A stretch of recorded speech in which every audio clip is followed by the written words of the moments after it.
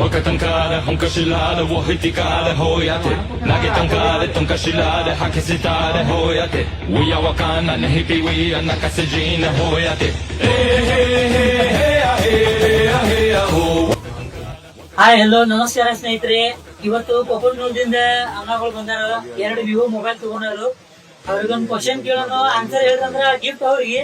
ಹೇಳಿದ್ರೆ ಏನಕ್ಕೆ ನಮ್ ಪ್ರೀತಿ ವಿಶ್ವಾಸ ನೀವು ಕೊಡಾತಿರಲ್ಲ, ಗಿಫ್ಟ್ ನಿಮಗ ಒಂದು ವಸ್ತು. ಆ ವಸ್ತು ಹೊಡಿತಂದ್ರ ಅದ್ ಕೆಲ್ಸಕ್ಕೆ ಬರ್ರಿ. ಆ ವಸ್ತು ಯಾವ್ದು ಹೇಳಲ್ಲ. ಹೊಡೆದ್ರೆ ಕೆಲ್ಸ